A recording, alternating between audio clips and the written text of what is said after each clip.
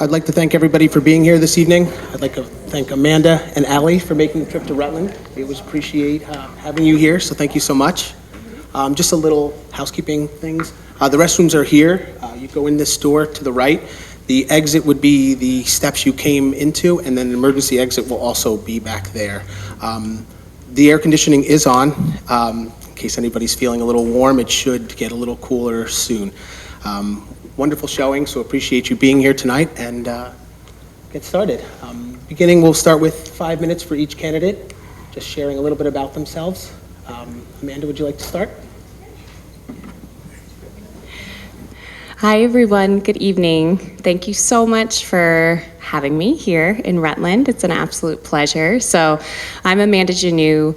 I'm an economist, I'm a Vermonter, and I'm running for governor because, you know, in Vermont, neighbors look out for each other, and I really know we can build an economy that does that too, one that meets our needs and also gives communities a real voice over the future. So I was born and raised in rural Vermont, into a working class household, and I would always go to our town meeting every year with my family and watch my community debate and decide on everything from how much money should go to roads and schools to whether there should be nuclear reactors in our state.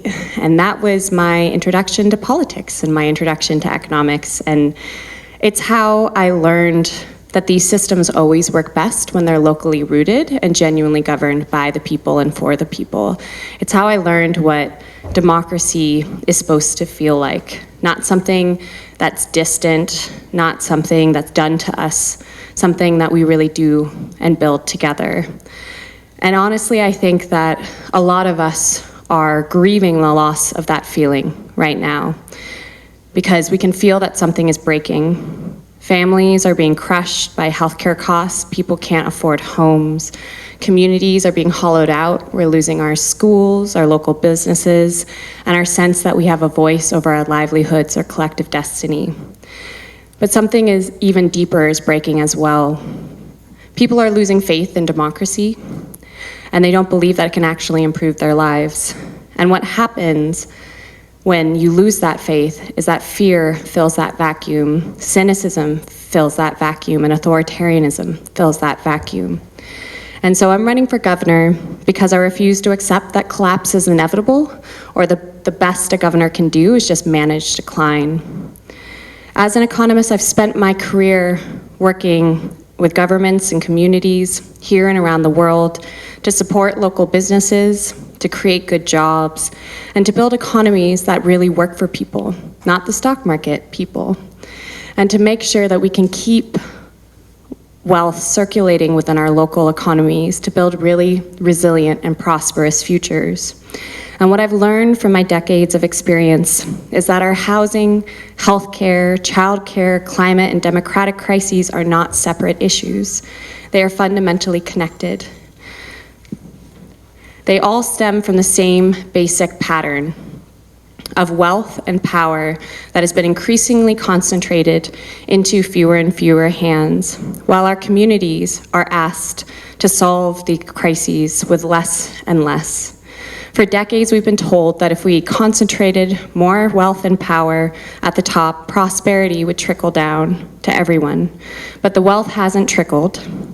Vermont now has the highest healthcare costs in the country and in the world. 92% of Vermonters aren't even eligible for a loan for the average new house cost. We have young people living and communities struggling just to get by. And so I know that Vermont deserves better than managed decline. And unlike what we're being told, I don't think that the future depends on just attracting more people or outside companies, outside investors, or some outside savior. I believe that together we already have everything we need. We have strong communities, we have very skilled people, and we have democratic traditions rooted in care and participation. My vision is to build on these strengths, to move from trickle-down economics to bottom-up prosperity, from concentrated power to community power, from waiting for solutions to seeing that the solutions to the crises we face are already here. And that means universal health care, permanently affordable housing, community schools that can serve as hubs for childcare, healthcare, food access, and community life. And it means supporting our small businesses, cooperatives, farmers, and community ownership systems. And importantly, revitalizing this tradition of direct democracy that gives people a real voice in shaping the places they live. Because in this moment, when fear, insecurity, and authoritarianism are rising across this country, Vermont has an opportunity, and I would even say a responsibility, to prove that another way is possible. And I know that if there's any state in this country that can do so, it's the state of Vermont. And that if we're willing to be bold and brave, we can not only weather the storms ahead, but lay the foundations for a much better future to come. Thank you.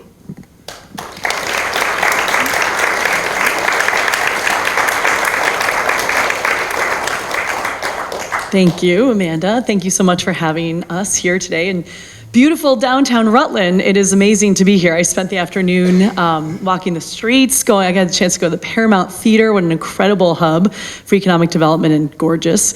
And the hub and the new hotel coming downtown. So things are happening in Rutland. What I see is Vermonters fighting for Vermont every single day. I mean, you are packing this room on a beautiful spring evening.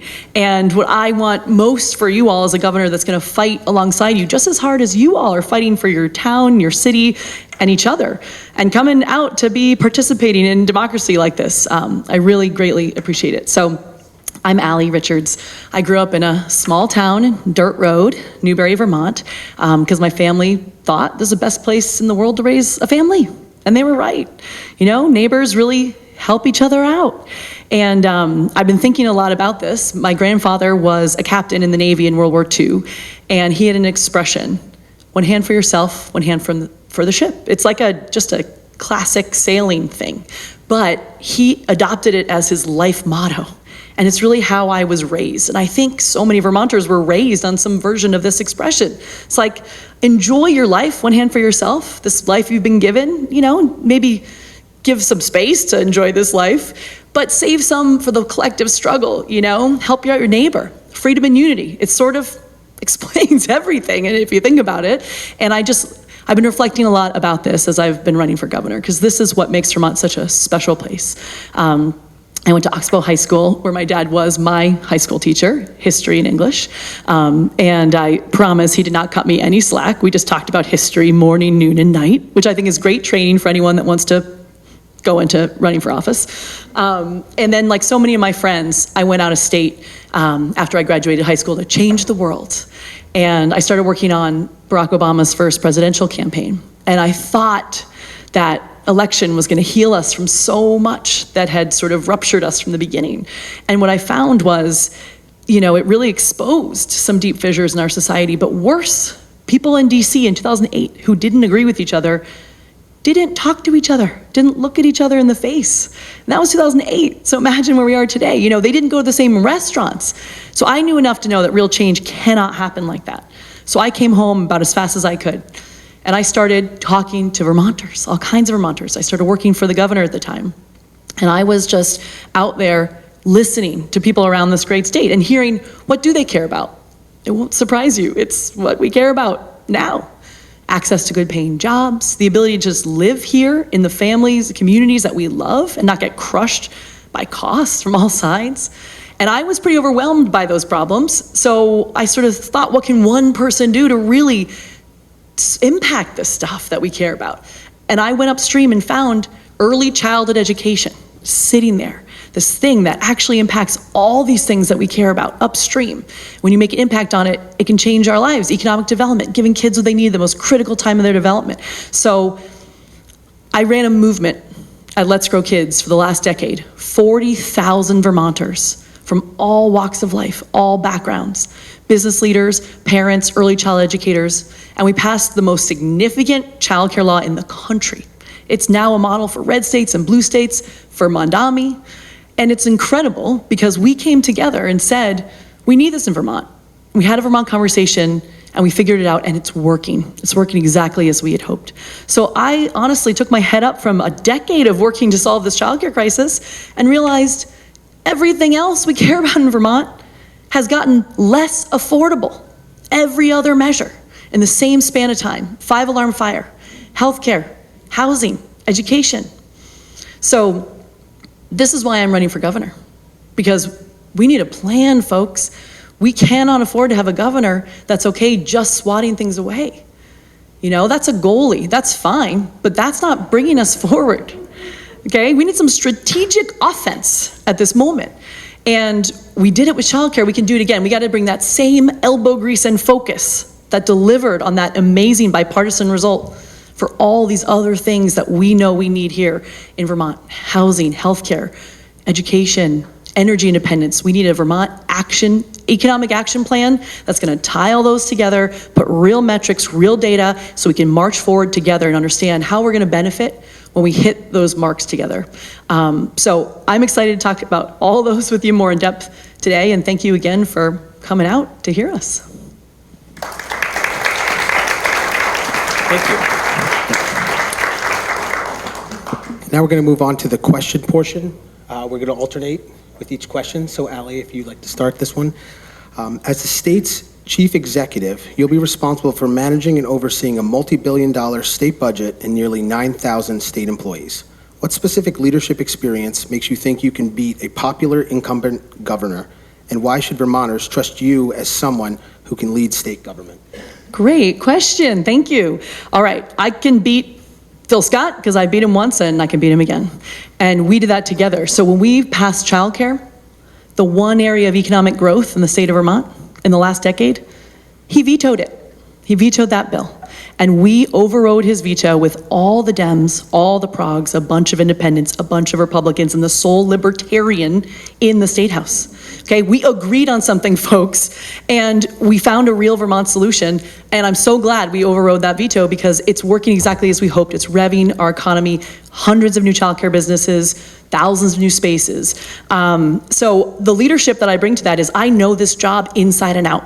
I already sort of saw what it's like to travel around the state, to talk to Vermonters, to problem solve. When I worked for the governor, I was the liaison to all the commissions and agencies. I understand how it works. At Let's Grow Kids, we weren't in charge. We were on the outside, and yet we passed the most effective bill through that legislature. So I know how to move the levers of power in the administration and the legislature enough to transform them. Nobody thought childcare was possible. We understood the system, and then we changed it. And that's what we did with childcare. So I ran a CEO of Let's Grow Kids. I managed a large organization and then a movement of 40,000 folks holding everybody together, and also down in the weeds with the details and back and forth. And culture was one of the most important things of our work at Let's Grow Kids. It held us together. We had a self-imposed deadline. The only thing people at Let's Grow Kids knew was they were gonna lose their jobs in 2025 because we put ourselves out of business on purpose, and they all stayed. We had a 100% retention rate up into the last year, through the legislative session before we sunsetted, because we had such an amazing culture, and leadership matters at every level, including state government. So setting a culture, setting goals, priorities, and then getting wonderful leaders in state government. I've done it before. I'll do it again, and that's how we're gonna make the change.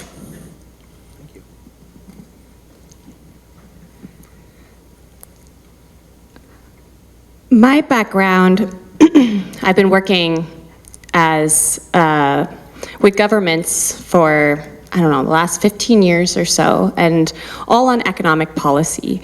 And so first I started working on industrial policy for the United Nations and the African Development Bank and in the international development space. And this is where I was working with ministries of economy, industry, trade, but really looking at specifically how do you use the limited amount of resources that you have to strategically protect and promote your domestic businesses and industries to be able to support and build more diversified and thriving economies so that you actually expand the tax base as well over time and reduce your dependence on external imports and types of investment.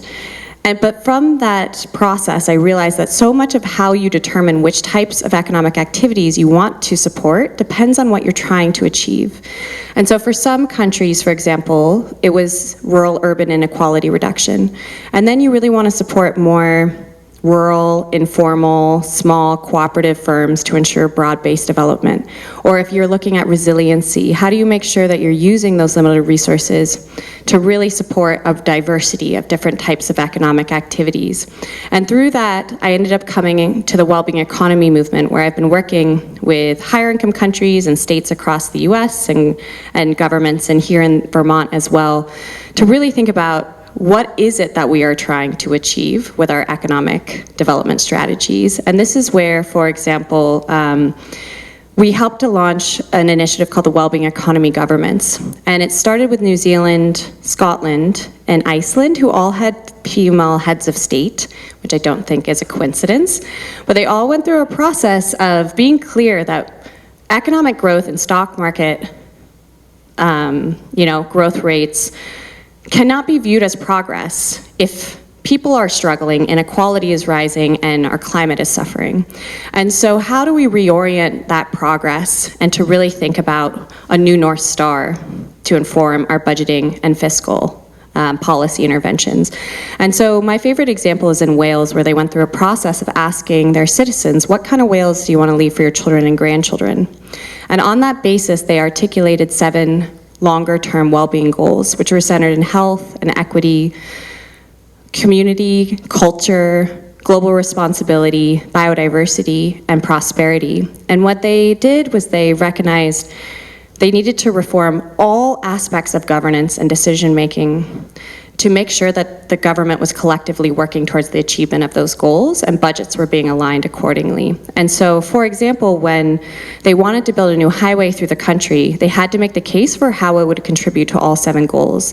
And when they couldn't make the case for contributing to any of the goals, except for maybe one, they put a permanent freeze on all new road development, so all that money would go into public transportation and active travel, which they could clearly see as contributing to a healthier, more globally responsible, prosperous, et cetera, Wales.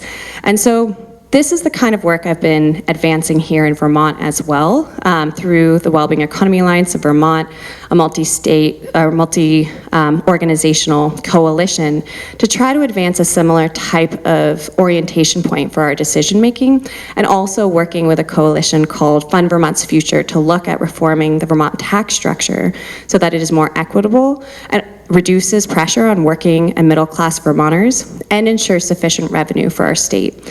So my background has been, in summary, a lot of working on budgets, fiscal policies, and how do we utilize that as a really strategic lever to ensure long-term prosperity for our society now and for generations to come. Thank you. These next 2 questions are going to focus on the jobs, economy, and the cost of living here in Vermont. In recent years, Vermonters have seen steep increases in the cost of housing, healthcare, energy, childcare, and food. In the last 15 months, Vermont's economy has lost more than 11,000 jobs. And in a recent survey found that 84% of Vermonters say their family finances are getting worse or only staying the same. What specific policies do you propose and support to lower the cost of living for Vermont families? And what do you believe would deliver measurable relief in the near term? There's a lot that is in that question, because there are a lot of drivers, I would say, of our current cost of living crisis in Vermont, which is very real. And so the fact that families are feeling like their financial situation is getting worse is not imagined. It is very real. I would say the first starting point has to be with healthcare. It is at a root of so many of the other issues that we're facing in our society. It's our healthcare system's collapsing. We have by far the most expensive premiums in the country. And so this is a moment where we need to move to universal healthcare. It's a terrible idea to have a profit-oriented healthcare system. It's a perverse incentive to have an industry that makes money off of people being sick, whereas if everybody's paying into a system through their taxes, we all have an incentive for people to be well. And so my starting point would be to make sure that we are bringing small town doctors and nurses and mental health practitioners to our community. I know in Rutland you're about to launch a like a free traveling medical van that's going to be traveling around, which is amazing. We're seeing other communities around the state similarly pilot the kinds of solutions that we need, with Tunbridge, Vermont, for example, just hiring their own town nurse. I think that this is examples where we see our communities already finding the solutions, and so the state just needs to be there to provide the resourcing and support to elevate those and ensure everybody has access to them. Housing is the other one that has to happen simultaneously, because if we do have free healthcare, people will come. And we had more people move here during COVID than the last 10 years combined. And it didn't cause an economic boom, it caused a housing crisis, right? And so we need to make sure that we are dealing with this housing crisis. And that starts with, one, we need to severely limit private equity and large corporate ownership of the housing stock. And we need to increase taxation on second homes, vacation rentals, and luxury estates in order to reduce the property tax burden on Vermonters who are here. Because the last time we did the census, 23% of our houses were vacant. And it's estimated 75% of those are owned by out-of-staters. So there is an opportunity here, not only in terms of revenue generation, but also increasing the housing stock through that tax policy. But in the end, what we need to do is actually invest in permanently affordable housing to make sure all Vermonters can have access to that. And that means putting more money into public housing, cooperatives, housing trusts, and doing more vocational training as well, and producing more of our own building materials. Because in Rutland County, I was over in Brandon, and they're rehabbing this old abandoned high school, a couple of carpenters, and training up all of these volunteers to learn how to do carpentry through that rehabilitation, and using reclaimed materials to turn that old high school into a co-housing. And there you've already solved a variety of different aspects of the problem in one. And so, yeah, let's lean on the solutions that are already here and make sure we're getting to the root of our affordability crisis. Great question. This is the whole reason I'm running for governor. You know, wages have stayed the same and costs have skyrocketed. I just was talking to a family of farmers in southern Vermont. They're paying $25,000 a year for healthcare, and their deductible is $16,000 a year. And then they actually had a reason to use it, and they couldn't get in, so they had to go out of state, and they had to pay out of pocket. So literally, what are they paying for? I mean, these are costs that are unsustainable. We cannot function like this. So as I mentioned up top, we need an economic action plan. We haven't had one in over 10 years, okay? When we squeeze the toothpaste, where's it gonna come out? Everything is interconnected. Housing, healthcare, education. The costs of education going up is largely driven by healthcare going up. So I agree with Amanda completely.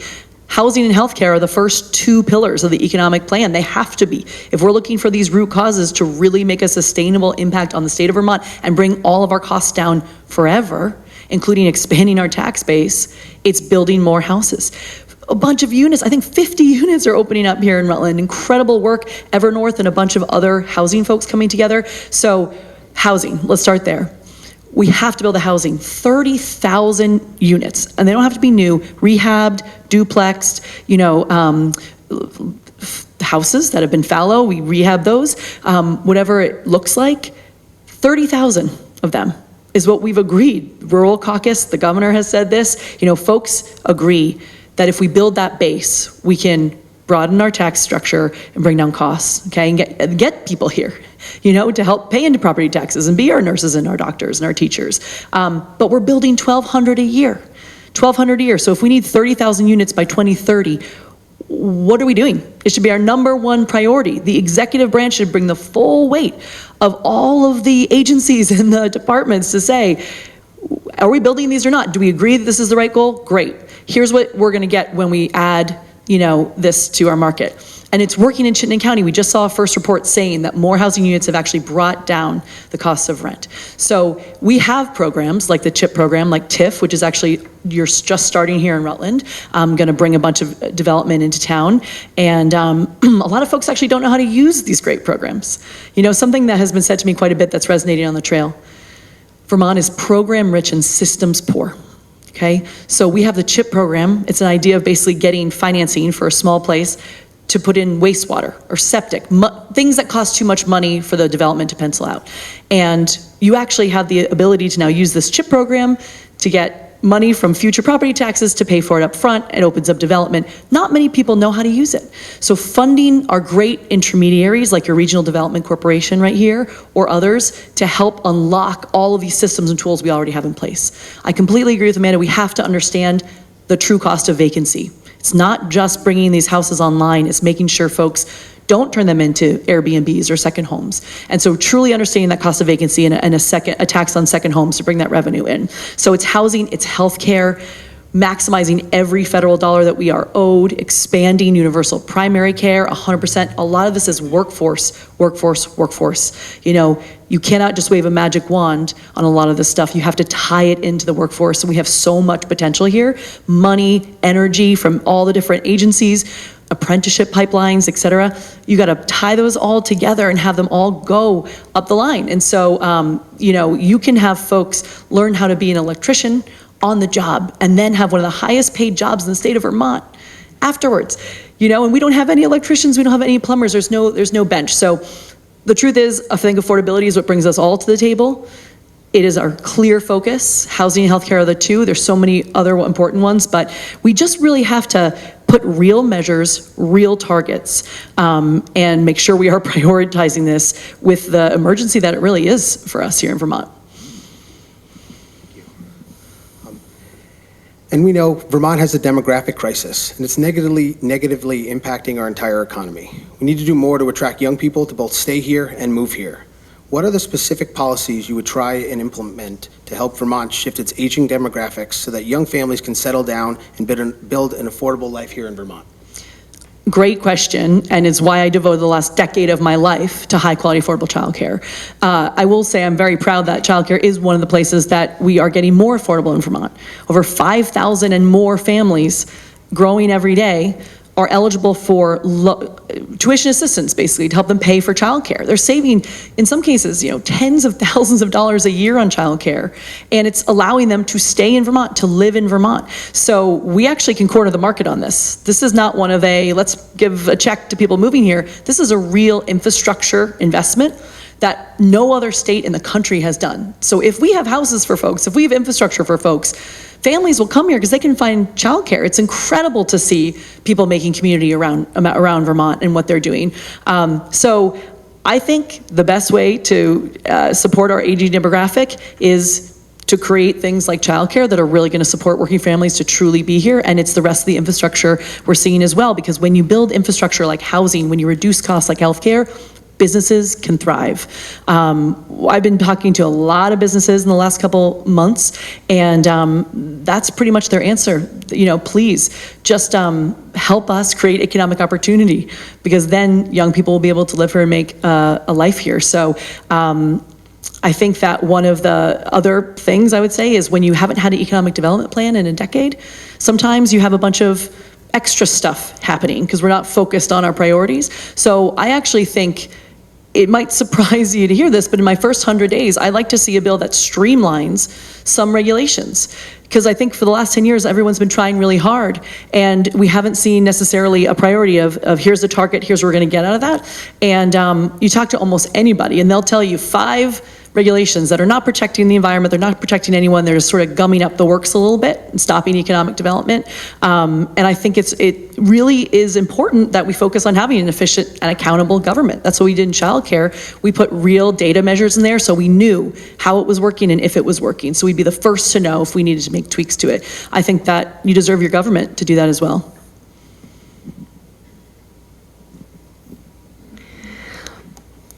It's always interesting for me whenever we talk about the demographic crisis that we're facing, and I understand, and of course for me and a lot of my peers and younger friends, it is a very real challenge to afford to live in Vermont. It's just crazy expensive. And the other side of this I just want to note too is how do we make sure we're taking care of our elders who are also here, because we've never really built very good systems to support elder care in our state.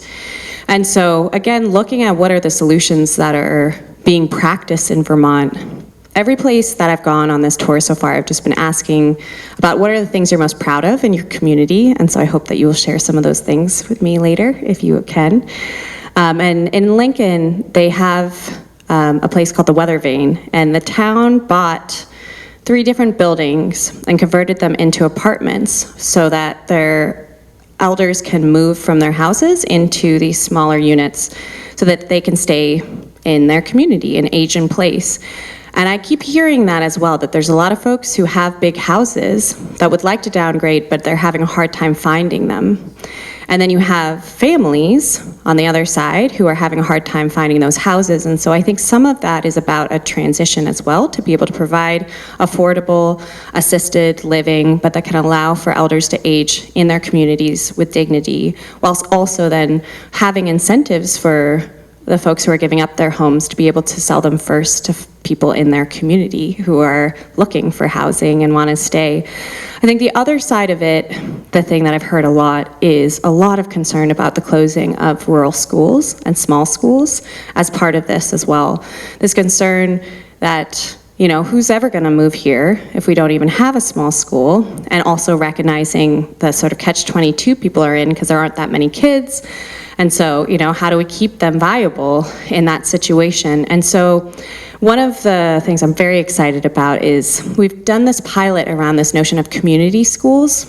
And that's where you bring in a lot of the wraparound services to actually be embedded within the school itself. So you could bring free healthcare, social workers, food banks, psychologists, continuing adult education. You start using the school really as a community hub to serve a wider range of public needs, which can not only provide more employment opportunities, but also ensure that our schools are being funded through a diversity of different budgetary streams. And so that, for me, is starting and really investing in our community infrastructure, beginning with schools, I think can make sure that we are attracting a lot more folks to come and live throughout the state. And also, we need to get to the point which is around how do we create more good jobs that have higher wages. And some of that is around how do we support the kind of innovations in our business that are going to help make us leaders in the future. And I think we already have that innovation here in the sense that the future economy, I think that Vermont can lead on, is around a green economy, where the EU has been poised to pass this bill that would require any product that enters into the EU to have certain durability, reuse, repairability, recyclability standards. And we already have a lot of businesses in Vermont that have lifetime warranties, even though there isn't really a market incentive for it, but they believe in it. Or, you know, we have businesses like Bar Hill Gin that focuses on pollinator regeneration and circular production in their distillation process. And I think that those are the kinds of innovations of the future that can set Vermont up to be a leader nationally and even globally. And if the government is proactively and supports that kind of entrepreneurship and business development, we could really ensure that we're not only creating really good, meaningful work, but actively supporting our planet in the process as well. This next question digs a little bit deeper into the high healthcare costs here in Vermont. Act 48, which established a publicly financed, universal, single-payer healthcare system for Vermont, was signed into law by Governor Peter Shumlin 15 years ago today. As we all know, the law was never implemented, and today, Vermonters pay the highest health insurance premiums in the nation. As governor, would you support the implementation of Act 48 and establish a universal healthcare system for Vermont? And if so, what is your vision for implementing a single-payer healthcare system for our state? 100%. I mean, we are actually legally obliged, because of Act 48, to be providing free quality healthcare to people, and we haven't been doing it.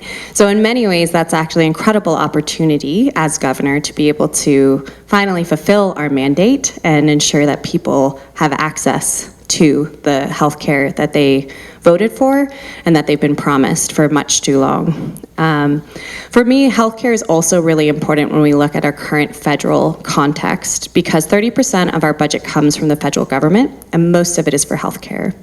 And so I want to make sure that we are not too reliant on the federal government in this moment, and we don't end up capitulating to the federal government because of budgetary considerations. And so my proposal is about creating the first state-funded, truly universal primary preventative healthcare system as a starting point that will move us to full universal healthcare.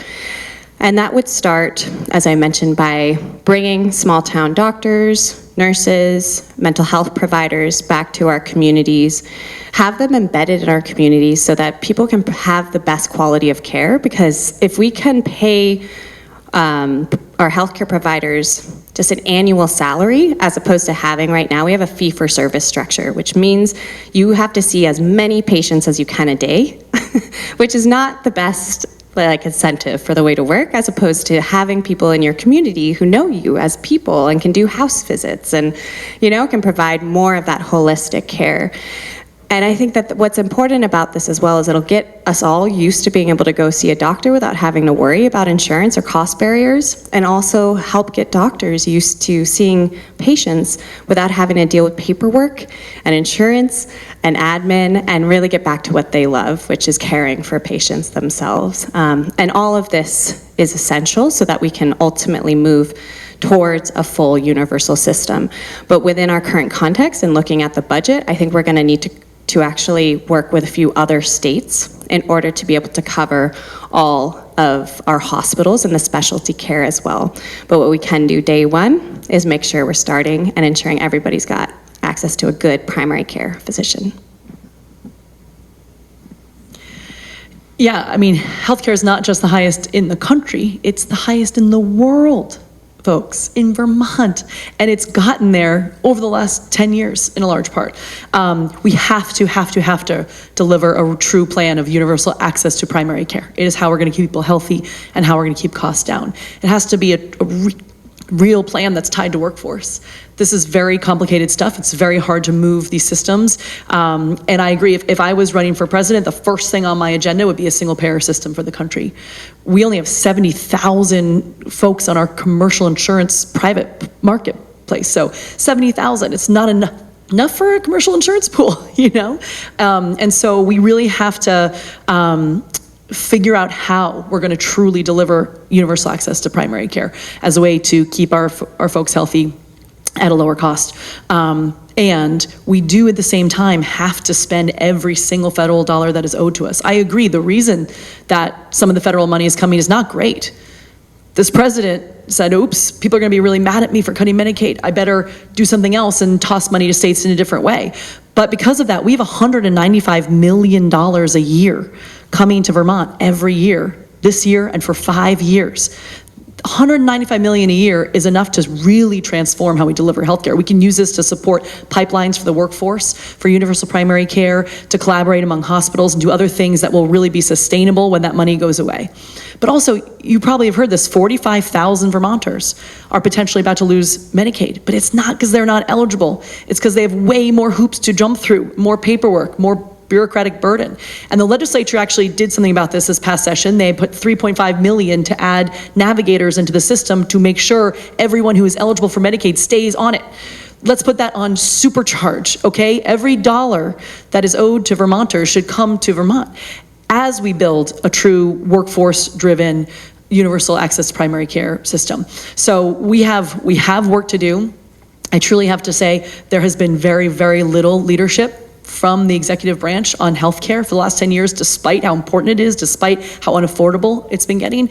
And there are wonderful bright spots as anywhere. I had the beautiful opportunity to visit one of 8 free healthcare clinics in Vermont, in Barrie, the People's Health and Wellness Clinic, for $400,000 of appropriation. $400,000. Think about this. They're serving hundreds of patients that don't have insurance, that can't get into the system another way, and they're keeping them out of the emergency room. They're giving them life-saving care. They're giving them dental. They're giving them mental health care. So it's saving so much money, and it's incredible net for so many folks who absolutely need it. It's a lifeline. And so we only have 8 of these. It, again, makes me curious, why is this? It's a classic Vermont situation. Someone in Barrie and in those other 7 places around Vermont, a local leader cared deeply about it, had the vision, fundraised to get it, got the building, made it happen. But we have to really make that not just a thing of luck that your community has one of those. Every single county, at a minimum, should have a free clinic doing this work and saving millions of dollars out of our ERs and giving life-saving care to folks. So there's a lot that we can do, and we must, because if we don't get healthcare under control, it really is the thing that is going to make it really impossible to live in the state of Vermont, and we cannot accept that as an answer here. This next question, well, it's a three-part question. It will be on the wealth tax. Okay. With the passage of H.R. 1, the so-called Big Beautiful Bill, Congress and the President have taken our hard-earned tax dollars to give a massive tax break to the wealthy and the corporations, putting pressure on our state budgets for years to come and giving the top 1% of Vermonters receiving tax breaks that average $57,000 a year. Given the massive needs in this state in healthcare, food, security, transportation, education, and so much more, do you support tax fairness through the creation of tax brackets for the wealthiest Vermonters? What do you support increasing taxes on investments and other unearned income? And what unmet needs would you want to spend the additional revenue on? Great question. I got to start by saying I'm outraged by the wealth inequality in this country. We just birthed our first trillionaire. His name is Elon Musk. Last week, first trillionaire in the history of the world. That is absolutely unacceptable. If I was running for, again, national office, completely restructuring this inequitable society is where you have to start. Okay, in Vermont, I'm absolutely open to the conversation of raising revenue. It's what we did for childcare. My approach is, what is the problem we are trying to solve? For example, universal primary care. Maximize every federal dollar, maximize every state dollar, and then if there is a gap, which there likely is, find the smartest, most progressive way to fund that. But build a coalition, understand what Vermonters are getting from it, understand how it is benefiting Vermont, really show how it works to Vermonters, and build that coalition to raise the revenue in a way that is going to be durable and successful for the state of Vermont. And you know, it worked for childcare, and I believe that's how we approach it. And a lot of it is just how we have the conversation, because I've been reflecting a lot about this in Vermont. We can't move into an us versus them in the state of Vermont. It's not us versus them. It's just us, folks.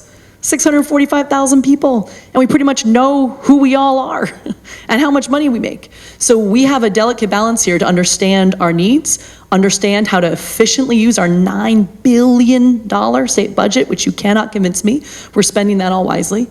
And then when we have things we must deliver on, like universal access to primary care, we understand how much money we have, and we maximize the best progressive revenue against that plan if there's a gap.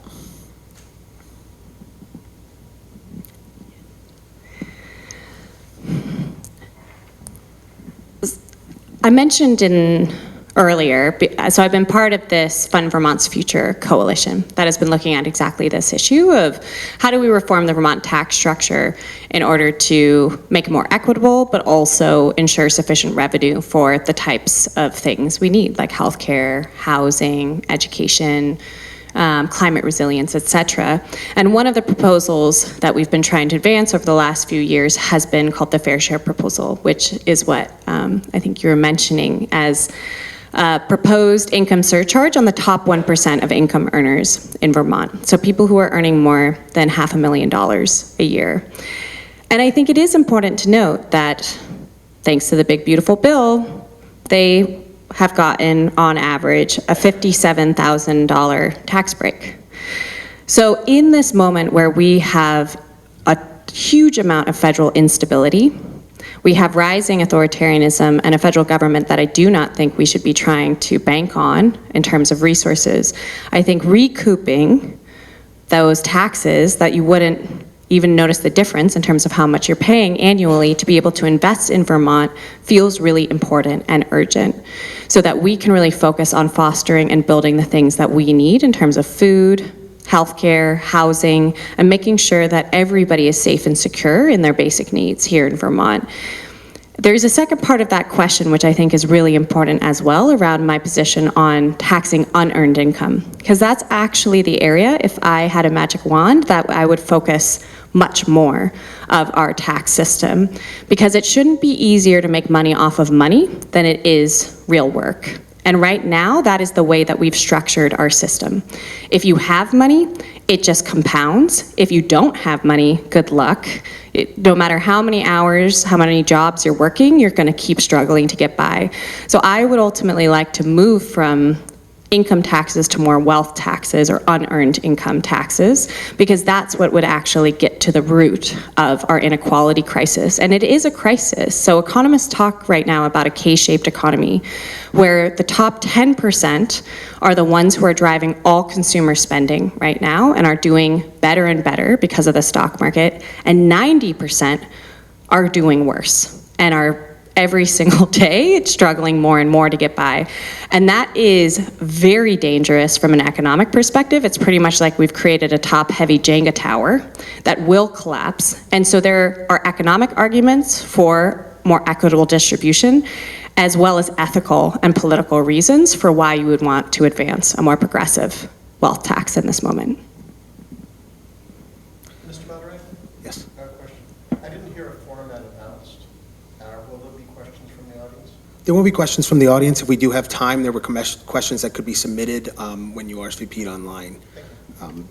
We have several more questions to go through, so we hopefully will touch on all the issues. This next one is on climate. About 40% of Vermont's climate pollution comes from transportation. It is also one of the biggest single household expenditures for Vermont households. Vermont's current transportation budget is in serious decline due to dwindling gas tax revenues and skyrocketing, unpredictable, and unsustainable prices at the pump. New revenue and real solutions are needed to shore up significant state funding deficits and help all Vermonters access cleaner, less costly transportation choices, from electric vehicles to rural microtransit. Would you be willing to support significant policy reforms, including potential new regulatory approaches and revenue-raising strategies that would actually help Vermonters reduce transportation costs, transition to cleaner electric vehicles, and expand greater mobility choices for Vermonters? Yes. Yeah.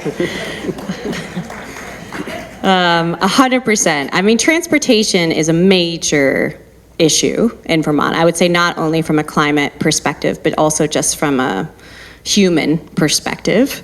Traveling around the state, and growing up in rural Vermont, the number of people who end up with DUIs because there is not a public transportation option is very challenging, and once you can't drive, then it makes it very difficult to go to work as well. And so I think we are in a moment where I know it feels like, because we're a rural state, that it would be very difficult to ensure we have the types of connection across the state that we need for a public transportation system.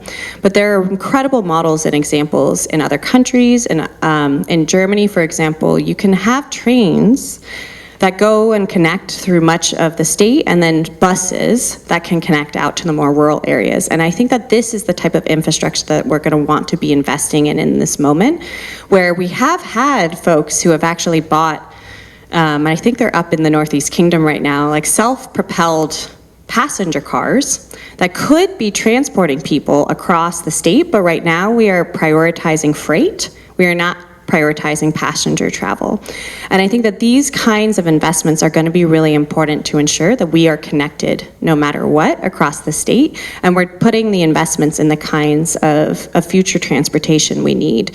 Because yes, of course, there is electric vehicles, but in some ways, I'll be honest, I feel like the EV movement is a little bit more to save the car industry than it is the planet, I think a lot of it is, how do we ensure that we are investing in the public transportation systems that we want to have, as well as walkable downtown centers where people can actually get to the types of grocery stores and pharmacies and, doctors and community places that they need to get to within a closer radius. And so that type of economic development planning and rural economic development planning, I think, is the type of vision that we need to be investing in right now, because they will always take advantage of any vulnerable supply chains or systems in this moment. And so ensuring our transportation systems are renewable and keep us connected would be one of the important investments of our time.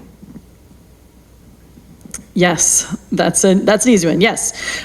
Look, if you can't expect your state government to deliver on basic functioning infrastructure, which starts with roads and bridges and public transportation, what can you expect it to do?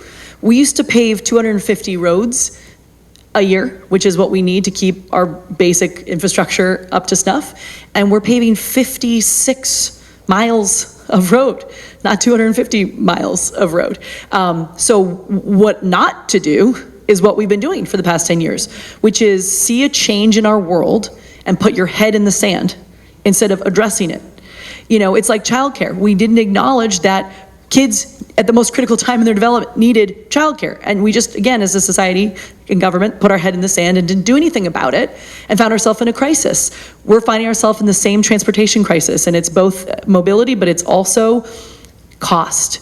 We used to be, you know, the tip of the spear for renewable energy and EV and the green corridors for this country. And the last 10 years, that's really gone away. But now we have the political moment where we can absolutely help folks get off of gas and oil. It's the most vulnerable Vermonters who are stuck at the pump, who are stuck at home right now when the price of oil is skyrocketing. Again, the instability is crazy, and it's our most vulnerable Vermonters who have to deal with that instability. We don't know what the next war is going to be. That's going to make it even worse.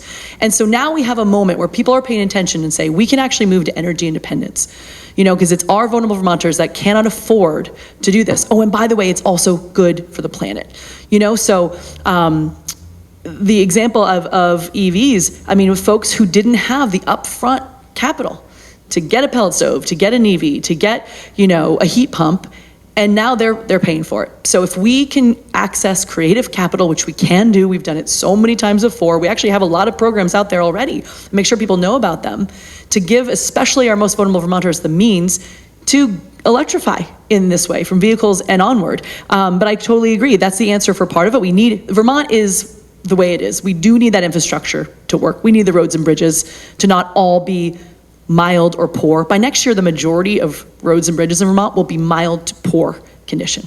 So we do need that. We need the ability so everyone has equal opportunity to move on to something like an EV. And then we need, of course, the public transportation. And guess what? We innovate in a crisis. During COVID, we had the amazing program of free buses. It worked beautifully, and now we're starting to creep away from that. I don't know why. It's a beautiful thing. We should build upon the innovations that we do together in a time of crisis. And free buses, new bus routes are 100% something that Vermont can and has done before and can do again. So I just think that this is our moment, folks. The conditions are such globally that this is when we can move into energy independence, and it starts with our transportation. The next couple questions will focus on education. Currently, about half of Vermont homeowners pay their education property taxes based upon their income and their family's ability to pay. But the wealthiest Vermonters do not pay their education tax based on their income. By eliminating the residential homestead property tax and moving to an income tax for all Vermonters, and not just for working and middle-class Vermonters as we do now, we can ensure that everyone pays their fair share while providing real life relief to working and middle-class folks. Do you support eliminating the residential property tax in favor of moving to an income tax for all so that all Vermonters, including the wealthiest, pay their fair share for our children's public education? I think everything is on the table as far as how we're funding education, because what's happening now is not working. But I think the much more important question is, how are we going to improve outcomes while bringing our costs down? And what are the real cost drivers? And as we talked about already, healthcare is one of our key cost drivers. And what is actually happening for our kids? And what conversation are we even having about education in this state? I was on the State Board of Education when I was 15 years old as a student member. Howard Dean appointed me when I was 15. This is how far back I go in the education system. And as I mentioned, my dad was my teacher, proud member of the NEA for 35 years as a public high school teacher. What I see is terrifying me in education is our communities are being torn apart. You alluded to some of this on the small schools conversation, torn apart. And I think the main reason is because nobody's leading the conversation. We don't know what conversation we're having. Every town I go into, we're having a different conversation, and each person I talk to is having a different approach. You know, are we talking about bringing down costs? Are we talking about student outcomes and test scores? Are we talking about, building economies of scale? So for me, the first thing we do for education, the most important thing we do, is the Agency of Education becomes a service organization. We really aren't getting what we need out of this agency, and we're not getting data any data, let alone data we can trust. What I hear from folks is we're willing to have conversations about our schools, about the costs, about what we do for our kids. We just don't want to be bullied while we're having the conversations. We would just like some support, someone here telling us, here's your data, here's your outcomes, here's some modeling. If you actually make a tough decision, decide you need to close the school for your kids, here's the modeling that shows it's actually going to save you some money. And wouldn't it be nice then if it was a little bit of extra money to create an incentive if you do have to close a small school for whatever reason, if you not happy with the outcomes for your kids, and maybe turn it into a community center. So for me, the conversation we're having on education is tearing us apart. It's fraught, and it's the lack of leadership about what's our North Star, what are we striving for education for our kids. And then you can have efficiencies in service delivery. We do that all the time. That's what they're talking about in the legislature. They're starting to move on this idea of shared services districts, bulk purchasing, transportation contracts. There are ways that we can truly create efficiencies. We have to move in that direction quickly to start bringing our costs down. We got to get healthcare under control to really bring those costs down. But truthfully, I think some leadership on this conversation of education, starting from the top, starting with the agency, coming and saying, here are the questions to ask. Here's real data. Here's how to have a process with your community that's real engagement that will lead to a successful sort of community conversation and potentially some strong outcomes. And we're seeing that in pockets all over the state already.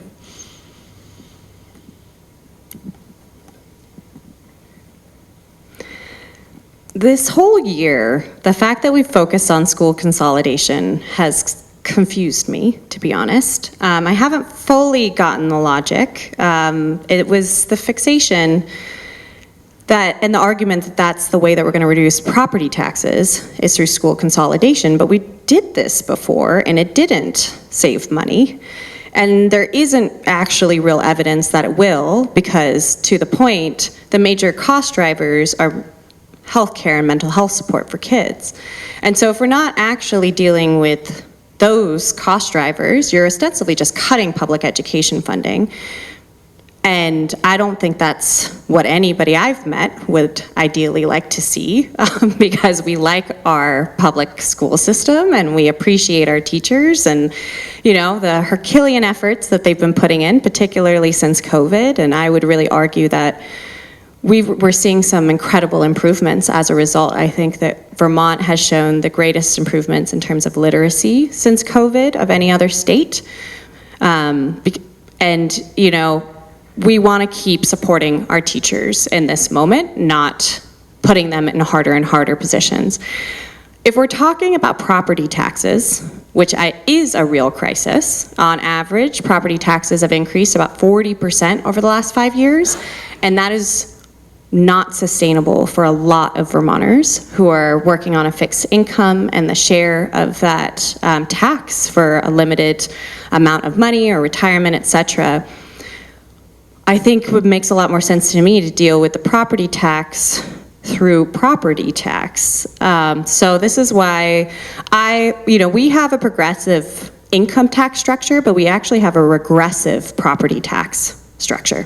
So we tax middle class and working class Vermonters at a higher rate than we do like luxury estates, or as I mentioned earlier, I think a big part of it also has to be second homes and Airbnbs. Like my mom lives up in the Northeast Kingdom now, and during COVID, a ton of people moved onto her small dirt road.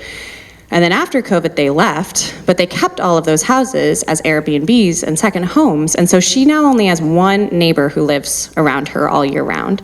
And that's concerning for me, obviously, as her daughter, because I want to make sure people are looking out for her. And it's concerning for me as a Vermonter, because we talk about how much we care about community and the closeness of our communities. And they are being hollowed out because we just put in, I think it was $780 million of taxpayer money to build 4,400 units of housing. And over that exact same period, 5,000 units of housing were turned into Airbnbs. So we are worse off than we started as a result of all of that public investment. And so if we do not actually put a much higher tax rate to discourage the use of our housing for, just tourists or second homes, we're not going to actually get to that route. The other part I think is really important here is the private equity, because our whole economy nationally is pretty much every sector is now controlled by less than a handful of corporations. And all of those corporations are controlled by like 3 private equity companies. And we are not immune to this. We've seen a ton of private equity ownership in healthcare, in nursing homes, and in real estate now. So even our largest home building initiative is being funded by private equity. So if we do not also really put a large amount of taxation on that or barriers, we're going to end up having the majority of our housing stock being owned by private equity and large corporate ownership. So I think those 2 sides of this are really important to ensure that we're actually reducing the tax pressure on Vermonters and generating revenue that can be put into permanently affordable housing for younger generations and the future generations to come. And in that education vein, what is your vision for the future of public education here in Vermont? So I should say I am biased because both of my siblings are teachers, and I went to one of these small rural schools that was potentially on the chopping block. There were like 13 kids in my grade, and I feel like I got a really great education, honestly. The level of community engagement and support that wraps around a school, especially when there's nothing else in the town except for a general store, it's pretty beautiful. And so this is where I was mentioning, as I've gone across the state, this is the thing I think people are most upset about, is the education proposals that have been coming from Montpelier, and a real desire to try to protect their schools and improve the outcomes, right? Like, kids are struggling, I think, because we're all struggling as well. And this is why the idea of community schools for me is a really exciting proposal, where we lean in to our greatest strength, which is our sense of community, and we really try to utilize schools as a way to provide a wider range of community services through them, so people can have access to free healthcare. We have social workers and mental health providers, food banks, and continuing adult education and community learning and exchange happening actually in our schools. So one of the pilots was up in Newport, and a woman was talking to me about how every Wednesday they have old folks come in and do lunch with the kids, family style. And a lot of the side effects were not the ones that they could have even anticipated, which were like reduced food waste and kids just trying a lot more new foods because, they've got a grandma who's just like, eat your peas, just try it. But this kind of integration into our community and the provision of a much wider range of public services via our schools, instead of closing them and giving up on our rural communities. I think this is a time to actually invest in them and ensure that everybody in our community is being taken care of, because we know that a whole child approach is always going to be better, and recognizing that we can't just take care of them a couple hours a day. We also need to take care of their families and the communities in which they are largely embedded as well. Public education, it's the great, amazing thing about our world, and we have to hold on to it like our lives depend on it. We really, really do, because once the cat is out of the bag, it doesn't come back in. And Vermont is one of the best places for public education in this country. And so, this is another area we're going to hear some agreement up here, Community school model is a fantastic model, and there's so many examples of it working everywhere. And what I see when I've been visiting many schools and school districts and superintendents and school boards and parents and kids, watching them compost is actually amazing. They go down the line. We had a student ambassador giving us a tour the other day, and we watched every single student compost perfectly, not one little bit out of place in the wrong bucket.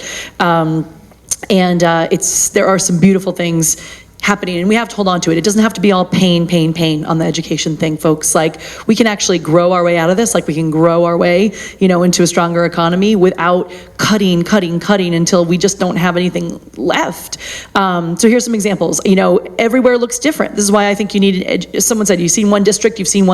It is so true, and that's why we need an agency of education that's actually out there with warm hands and a lot of data, a lot of support, helping through these conversations. Because I was up in Peachum, Beecham, and that is a small school, also on the chopping block. I promise you, if you visited it, you would never want to close that school. The air is different when you walk up to it. It is the heart of the community. It looks beautiful. It sounds beautiful. It has 63 kids, and it's had 63 kids pretty much every year since it was founded in the 1700s as the first school in that whole area. They had a choice in 1776, do you want a courthouse or do you want a school? And they chose the school, and darn it, they've had a great school there. And that's the size of it. And it's not costing that much money, and the outcomes are great. And then your neighbors right over here in Addison County, they had a different situation. They looked at their scores together, and they were very astounded and disappointed to see their reading scores were not good for their middle school and elementary school kids. And they decided as a value, they wanted classes with one class in them. In other words, first grade, second grade, third grade. They had combined classes because they didn't have enough students. And their outcomes were not doing well. And as a community, they decided that was the value, that was the most important thing. So they had it wasn't perfect. I will say this stuff is hard, folks. It's hard. But we don't shy away from doing hard things in Vermont. They had a real community conversation with true engagement. And they picked a model where they put a preschool in one of the schools, and they combined the elementary schools into the other so they could have first graders together, second graders together, et cetera, because they were driven by outcomes that they chose together. So it looks different everywhere. And that's why you need the supports to do it. And it's not all pain. You know, we were at this amazing school district in central Vermont, Bethel, Royalton area, and they had 16 kids who were not going to graduate. They were not succeeding in school, and they were really disrupting their peers at the same time. And they said, let's try something new. And this is a sort of an example of a community school. So they had $100,000 per kid they could draw down for that. So $1.6 million for those 16 kids. Instead, for $300,000, they started this new program in the supervisory union office where it's a bridge back into the classroom. It's not forever, it's to bring them in and give them tutoring that they need in math. They're building canoes, they're out in their communities. They saved $1.2 million to do this, so there's real savings here, and the outcomes are way better. They're going back in, they're not chronically absent, and they're going to graduate. So it was incredible to see that, and it showed me that, and every week they have a meeting with their pediatrician, their social workers, the principal, superintendent, the teachers, together to understand what do they need for their small community. We're so small, folks, we can figure this out. And so that saved money, and it's better outcomes, and that just one of a million examples to say, like, we just have to be letting communities be in the driver's seat, but with a lot of supports and real goals and real data. So we're not just continuing doing the same thing, but we're focused on improving these outcomes and saving our public education system, which is worth the fight. I'll just say that again. It is worth everything we've got to save our public education system. Vermont has the fourth highest rate of homelessness in the country, with more than 4,000 people unhoused in our state, including more than 1,000 children. On April 1st, we saw more than 160 households exited from emergency housing onto the streets, all of which include highly vulnerable individuals such as people with disabilities or debilitating medical conditions, people fleeing domestic violence, and children. What is, in your opinion, Vermont's responsibility to provide shelter to those in need, and what would you propose the state to do to address this crisis? Our approach to homelessness in Vermont and housing in the last 10 years has been unacceptable. It's unacceptable. There's a value I think we all need to share, that we do not want to live in a state where we're okay with folks sleeping outside, especially in oppressive heat, especially in freezing temperatures. So I think the more we really understand the root causes, it's a theme you're hearing from both of us up here. You know, homelessness is really a housing problem. The data is quite clear. And for whatever reason, we haven't really zeroed in on this as a society, as a state, as a United States. But the one correlation between the rates of homelessness is vacancy rate and mobility rate in your housing market. So the true fix is, with everything we've got, back to that first priority we started with, permanent affordable housing and services. And services. That's the real fix here. So with everything we've got, keep going, seeing what's working, supercharge it, put it on overdrive. But in the meantime, again, I really think that deadlines and metrics help. And I'm really ashamed at how we've been doing this for the last 10 years. Every year we hear we're wasting money, we're throwing money away. And every year you hear the legislature say, okay, then what's the plan? What's the real plan? Put it together, put the numbers together. What are the off-ramps? So if you feel like we're throwing money away, sheltering people, which is a pretty big human value, what are the real off-ramps for the real plan? And no plan, year after year after year, which is a big reason why we're in this situation. So for me, when I'm governor, I say first year, we're gonna take the big swing and say no kid, no one over 60 is outside. And no one should be. But take a big swing in your first year and say we are systematically going to ensure that no one under 18 and no one over 60 is sleeping outside. And then you see what works and you go from there until you really, really fix this problem all the way through to the permanent affordable housing and the services. So I just think we can't also stick this to our municipalities. It's a state problem. It's a state problem. We were just in Brattleboro and they were saying they quantified it for the first time, $1 million of municipal dollars with services they're providing for folks in their shelter programs and their motel programs. So we need to acknowledge the real cost of services as a state and not just stick it to our communities. This has to be a state plan.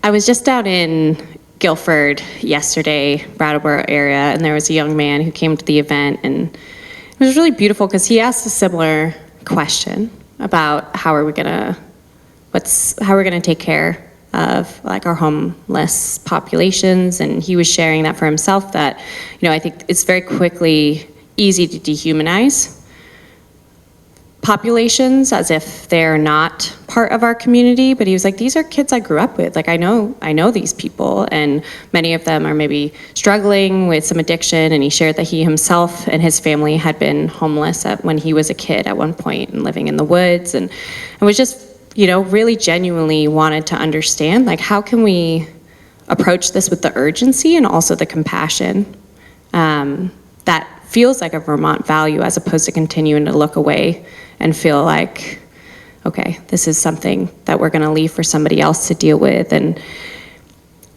there is evidence, right? Like the best approach to be able to effectively solve homelessness, addiction, is a housing first approach. So that's where you provide people with permanent housing and then wraparound services as needed in terms of addiction, mental health support, employment support, and you bring it to them. And I think the amount of money, of course, woulda, coulda, shouldas, but the amount of money that we spent on the motel hotel program, if we just invested that in permanent apartments, what we could have done so much more. But at least in this moment, what we can talk about is utilizing, public buildings that we're not currently using. There's a lot of commercial real estate that is vacant at this moment that can be transformed into permanently affordable public housing that is available for people, and then provide those wraparound services to them as well. And this was a approach that was developed in the United States, but then one of the countries that I worked with previously, Finland, really adopted it in earnest in 2008. And what they have seen in terms of the impacts is that they've been able to ostensibly get rid of homelessness within their communities over this period, over a sustained decade almost. I guess now it's 8 years of investment. And I think that's what we need. We need to stop treating housing like an investment and start treating it like a home.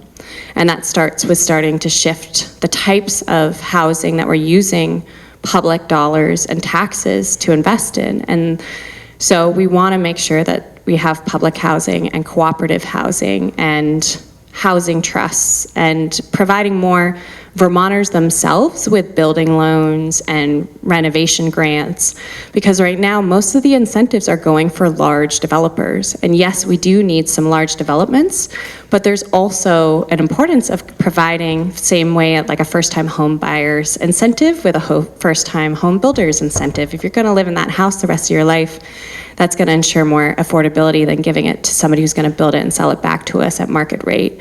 I think the other part that I haven't mentioned, which is really important when we talk about the housing crisis, is rent stabilization and control. Because we have seen just astronomical increases in the prices of rent in many of our major cities. And right now, Vermont is a state that still has the Dillon's rule, which pretty much means towns can only do what the state allows them to do. So if they want to advance rent stabilization, they have to get the legislature's approval. And I would, as governor, very much advance for the removal of that rule so that towns can implement rent stabilization or control policies in line with what they think suits their context. Because I can say for myself, I'm a renter in Burlington, my rent's increased $500 over the last 5 years. And that's not because my apartment's any nicer, but it's just because you can. And I live across from Battery Park, and I'm the lucky one, right? Because a lot of my neighbors don't have housing at all. And so getting to ensure that we have as much permanent affordability in terms of housing feels really urgent, and that's the way I would focus on the housing crisis here.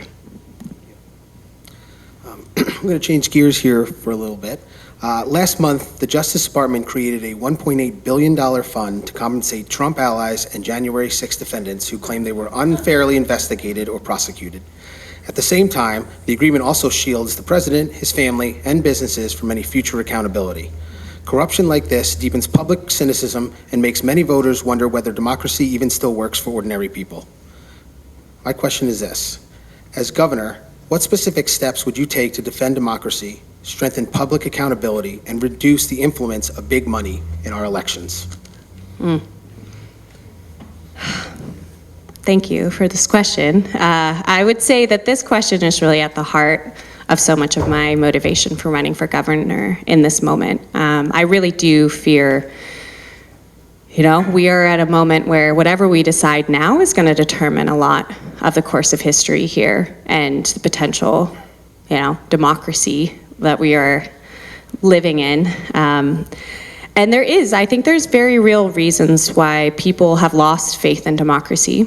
And obviously with this administration, it is so blatant. There's so much corruption and there's so much consolidation of power and integration with AI and censorship and all, military dictatorship. But since the 1980s, they've found, they've done studies that have shown that there's been zero correlation between public opinion and public policy in Washington. What has mattered is lobbyists and the interests of economic elites. So this is not necessarily a new phenomena. It has just reached, I think, its apex in terms of the outcomes of that level of corruption and consolidation of power. And so what we are seeing now are the dangers of too much consolidation of power by the state or by private industry. And so I think what we need to be modeling here in Vermont is what does it look like to really decentralize power back to people and back to communities. And so for me, the fact that we have this really beautiful, unique tradition of town meeting and direct democracy where communities and people govern themselves is a really great starting point. Because since the 1980s, I was saying, as we've witnessed more and more consolidations of corporate power, we've also seen its counterforce, which is increasing experimentations of states, cities, in participatory democracy, more direct citizen engagement in policy design and decision making. And I would want to bring that to all levels of government. So similar to the example of Wales I was talking about, I would love to go through a participatory process in Vermont of Vermonters really articulating what is it our long-term goals for our state, setting clear 20-year targets, and holding this government accountable to achieving those aims across political administrations and cycles. I would also like to redistribute a lot more resources and decision-making back to the town meeting and to municipal level governments, because the solutions and the innovations that we're seeing at the city level are the ones that I think are going to solve it, but we're not being appropriately resourced or empowered to be able to do what they need to do. And so when we talk about infrastructure, education, homelessness, et cetera, that is being, the brunt of that is being held by local towns and cities and municipal governments. And so how do we genuinely empower them, but also make sure we're all headed towards the same direction of where we want to go? Yeah, it's also a huge reason for why I am running for governor and why I moved home to Vermont. I told you at the beginning that I was working in Washington, D.C., working for President Obama, and I didn't believe there should be money influencing politics at all. And then Citizens United happened. I ran home with my tail between my legs, folks, because that was like the seed of destruction for our democracy. And a big reason for running was I was sitting at home, you know, after we put Let's Throw Kids out of business on purpose and thinking, what's next for me? And all of a sudden the world's on fire. And Minnesota was under attack, our own country under attack by our own government. And I felt powerless. I don't know if that's a feeling that many of us share. I felt absolutely powerless. And that feeling is the worst feeling of all, because when you feel the system is so rigged, you can't even make a dent in it. So again, I realized, wow, what a gift if I have a channel to do something, to roll up my sleeves and do real work, like childcare. You know, that's a gift, especially when I feel so powerless. And that's what I think we have going here in Vermont. Yeah, the systems are rigged. Money in politics is one of them. And we can do things better here in Vermont. We can still hold on to this. I don't want to let that slip away. You know, I'm starting to see polarization and, you know, the us versus them, as I mentioned, creeping in here. We cannot let that happen, because this is a place where we can reasonably disagree and still get a drink at the end of the day and get a pizza and then move forward together. That is so important. And you know, I'll just share about this sort of powerless in DC and everything. I was in DC for a quick speech on childcare, sharing the model with the rest of the country. And I had to buy some fancy sneakers because my back was hurting me at the time. I was in the car so much running for governor. I needed some fancy sneakers. And I went to a shoe store in DC, and these guys were helping me, and they asked me who I was and where I was from and stuff. I finally let loose, you know, well, I'm running for governor of Vermont. And they were like, oh my God, this is so exciting. I was like, great. They're like, oh, come back, you know, come from the back. And all the staff came out, and I was like, I just have to ask you guys, why do you care that I'm running for governor of Vermont? And they said, because we're all gay men who are married to our partners because Vermont passed same-sex legislation. Can you believe that? How amazing was that? Yes, Vermont. I know. I got emotional in the shoe store. It was incredible. We all took pictures together. I mean, and they said, look, and we've been with you for 20 minutes. You seem like a nice person. We need a reason to hope. Vermont gave us reason to hope before. You know, maybe you can do it again. And so I just feel like, yes, we don't have to wait for Washington. We can do things in Vermont, like curtail the influence of corporate money in our elections, as an example. But we got to hold on to this magic here. Thank you. We have about 5 minutes. There are 2 questions. I think I'm going to just try and get through both of them. The next one is on public lands. The debate over Act 181 has exposed deep divisions in Vermont around conservation, forestry, and the role of public lands. Many Vermonters are concerned that political rhetoric has increasingly framed these issues as part of a broader cultural conflict rather than an opportunity for collaboration and problem solving. How would you use the office of governor to bring together conservation advocates, forest product workers, hunters, outdoor recreationists, and rural communities to find common ground and build support for solutions that benefit both people and our natural world? Ooh, great question, big one, and so important. I don't know if this is shared, but everywhere I go on the campaign trail, people want to talk about Act 181. Back to what I was just mentioning, it has tapped into something that's bubbling under the surface. It's a little bit of a distrust. You know, you're going to close my small school, and now you're going to close my hospital, and now you're coming for my land. Okay, this is a real important thing for us to understand and heed. And I will tell you, the goals of protecting our environment are shared by Vermonters, and the ability to develop so we can grow and have housing and have folks have, you know, those opportunities here. We are 645,000 people. We can balance these goals. And the goals of Act 181 were good, but the implementation and the listening was not there, was fraught. It's a perfect example for me of how we can do better as a state, how we can do better as state government. Because we know we need to protect our environment. It's not even a choice. It's who we are in Vermont. It is critically important. And by the way, the 100-year flood is the 3-year flood now. It's important for a variety of reasons, including our climate resiliency.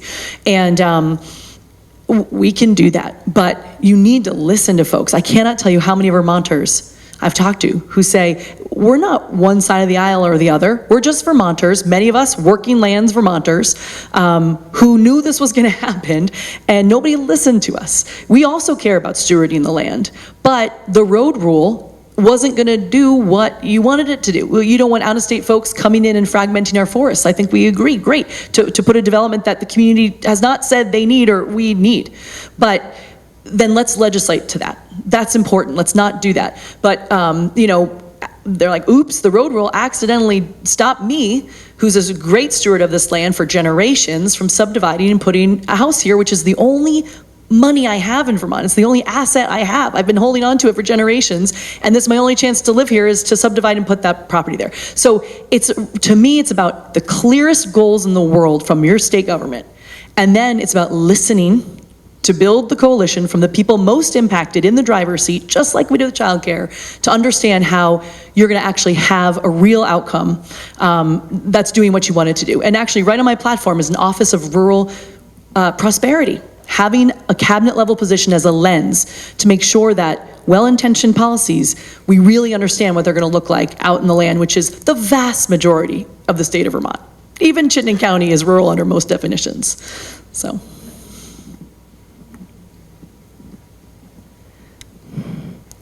Similarly, get a lot of questions about 181. And, you know, so most folks, I guess, are probably familiar with 181. Yeah. And so it's interesting because I do share that a lot of the frustration, I think, feels like, again, it's like these maps that come from the heavens that people aren't engaged or a part of developing, that have real implications for their communities, and particularly rural communities, because we've been horrible in terms of rural economic development. So I would very much advocate for more participatory processes in that regard. My issue with 181, I think, is different than most people's, which is the starting premise of 181 was we need to reform, like the root of our housing crisis is because of our environmental regulations, which I don't think is actually true. I don't think that just removing large developers from environmental or community impact assessments is going to solve our housing crisis. Now,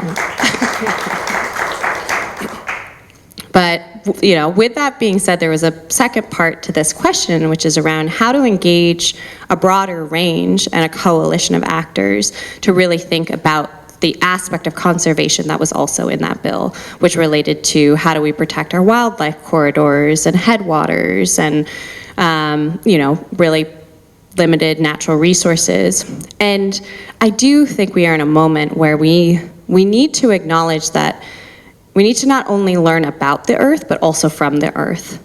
And I think that's where Vermont has a really unique opportunity to lead, because we have not only brilliant environmental scientists, but we've got incredible farmers and hunters and fishers and people who are just so handy. And so this idea of bringing a lot of that different wisdom together to really think creatively about how do we live in harmony with our natural environment.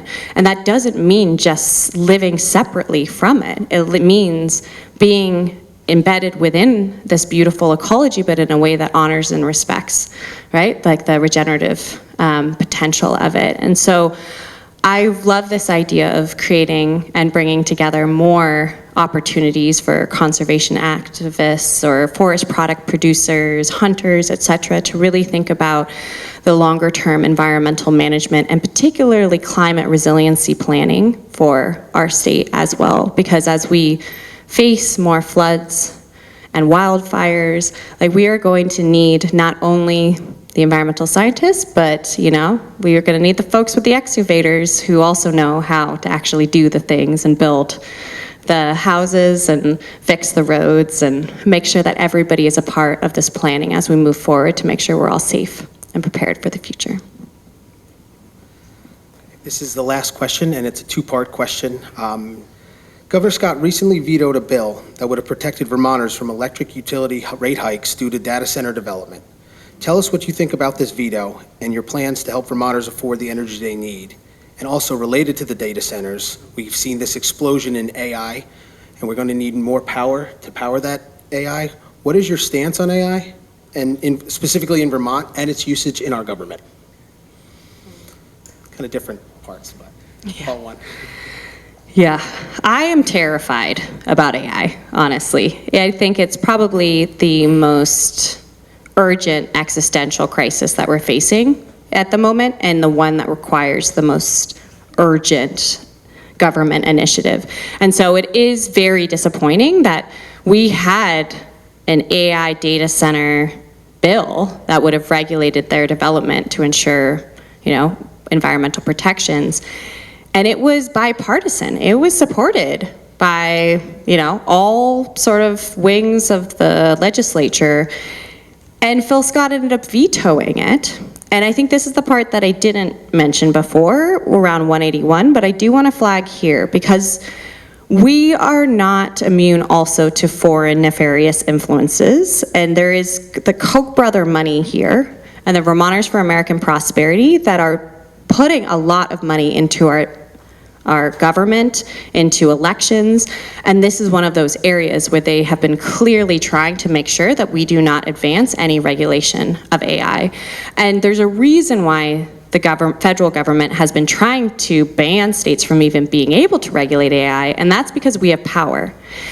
And that means we need to use that power as soon as possible, because the threats not only to our economy in terms of job losses and the concentration of power by a couple of tech bros who own these companies, but the environmental consequences for our waters, our energy systems, our working lands, but the existential crisis is also quite terrifying because, a lot of the godfathers of AI are all saying, this is bad.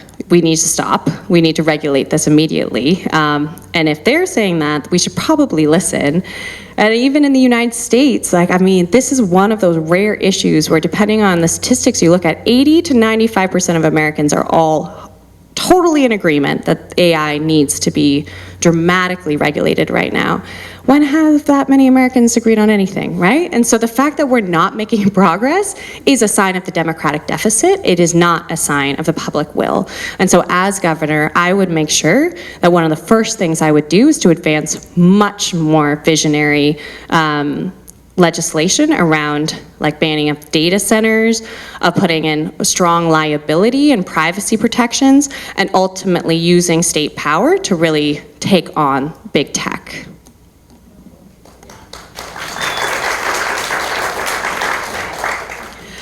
Data centers, they suck up our water, they skyrocket our energy, and they don't make any permanent jobs. I cannot believe the governor vetoed that bill. I cannot believe it. When I'm governor, I'll ask for that bill on my desk in the first 100 days. It's not even a radical idea. It's giving Vermonters a voice in where and when and how their energy is affected. This is a new phenomenon, and we have to be on top of it. Honestly, the reason the governor gave for vetoing the bill was it sends a message that Vermont's not open for business. It is so confusing to me. The only thing that sounds like Vermont's not open for business in that context is the governor saying it, because those creates 0 permanent jobs. Absolutely unbelievable. Before I pivot to the AI piece, I just have to say I stand with our Congresswoman Becca Balint in the absolute hateful and disgusting AI video that was made of her, and we all have to stand together to condemn that. That is unacceptable. The only power we have against stuff like that is coming together to name it and say it has no place in our politics or in our world. I'm with Amanda on this one. Absolutely regulate AI. This is unbelievable. I wish there was a global regulation for AI, and there better be soon. But again, we don't need to wait in Vermont. And a great example of this also is data privacy from there. So, kids code, we should start by protecting our kids in the data privacy space, and the legislature did a great thing with kids code. Let's monitor it, see how is it going, and do we need to make stronger protections? And again, the legislature is making good progress in data privacy. More work to do. This is a whole new frontier, folks. Our information is not a commodity to be bought and sold. So we have more work to do on this as a global community, and we can do so many things in Vermont, like signing that data center bill, and more work on data privacy and AI regulation, the whole thing. Again, we just cannot put our heads in the sand as the world shifts around us. We've seen that too many times, and this is a great example of one that it requires, our sharp attention. Thank you. Do you closing remarks? Close your remarks, sure, we'll keep it sweet. I think we're over time, so short and sweet. Thank you all so much. My goodness, to spend your evening with us, to be curious about what we had to say.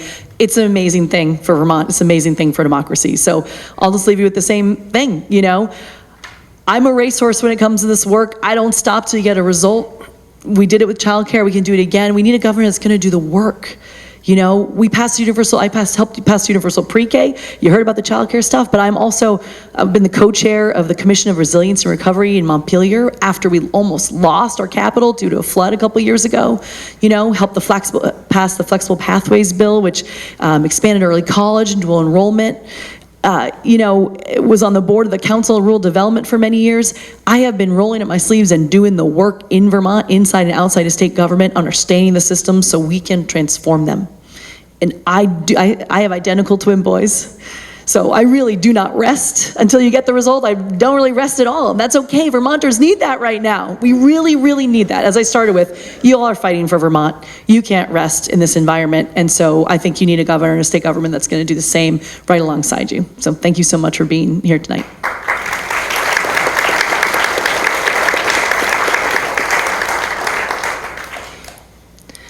Well, first of all, thank you so much for listening to us this evening and for inviting us into your beautiful library and spending this time together. I'm just really grateful to be here in Vermont in this moment. I know that here we are the place that if there's anywhere you want to ride out a storm, it's going to be Vermont, and that we're going to be able to figure out the way ahead. We got this. I know that it's overwhelming, and there's so many compounding different crises all at once, but I think what I can say from my experience, having worked, in a lot of other countries, but also across this country and deep within Vermont as well, is that, all of these various crises, they're connected. They're all a part of a similar dynamic. And yes, it's heavy, we're burnt out. People are working harder than ever and barely staying afloat. So many people can't afford homes or healthcare premiums. And we worry about our communities, our small, stores and schools and closing as we feel like we're losing a voice over the future.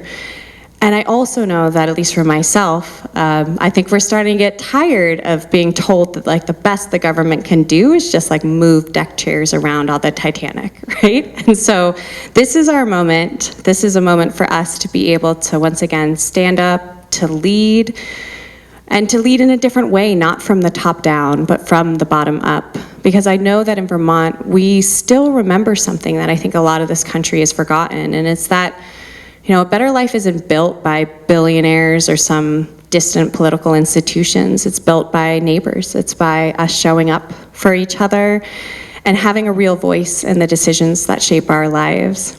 And so I'm running for governor because I do believe that the solutions to all of our crises are already here in our communities, in our democratic traditions, and in our deep sense of care and responsibility to one another.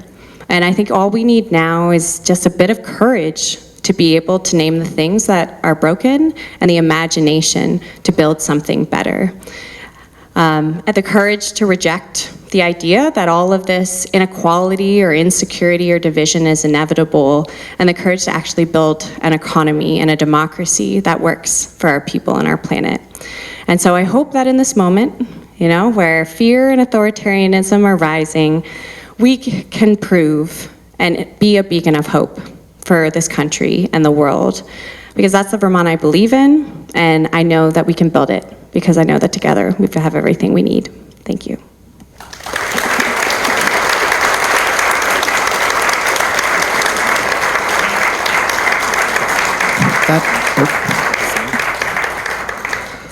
That concludes the forum. I want to thank Allie and Amanda for being here with this evening with us and for your thoughtful answers. I want to thank you all for also being here and all of the groups that helped put this on, and the library for allowing us to have this space. Thank you so much. Have a great evening. Yeah, it's been amazing to be down here in Rutland for a forum, and the place was packed, standing room only, people coming out to be part of the democratic process. It's incredible. I feel so energized, and what's clear is people are ready for a plan, for a strategy, for some energy. They're fighting for Vermont everywhere they are, and I think they need a governor and state government that's fighting alongside Vermonters. So that's what I'm hoping to do. I'm very excited to be in this race, to be running for governor in my state, this great, wonderful, brave little state of Vermont. And I'm excited to do this work together with you folks. Thank you so much, Rutland, for having me at this wonderful forum in your library. It was an absolute pleasure to be able to share about my candidacy for governor. I'm Amanda Janoo, running for governor because I refuse to accept that collapse is inevitable, or the best that we can do is manage decline. And so I'm really running on a vision of ensuring that every Vermonter is safe and secure in their basic needs so we can get to the really hard work of saving our democracy. And one of the themes that came up this evening that I really appreciated was issues of corruption in our federal government, and how do we really revitalize faith in democracy and in government in this moment. And I think that's the major challenge of our time, but also the opportunity that states like Vermont have, like following in the path of Hawaii, of banning corporate contributions to campaigns. And I'm very proud to say that in my election I won't be taking any campaign PAC money or contributions to ensure that I am beholden to the people and not profit in this enterprise. All right, hope you have a great one, and I look forward to connecting with you again soon.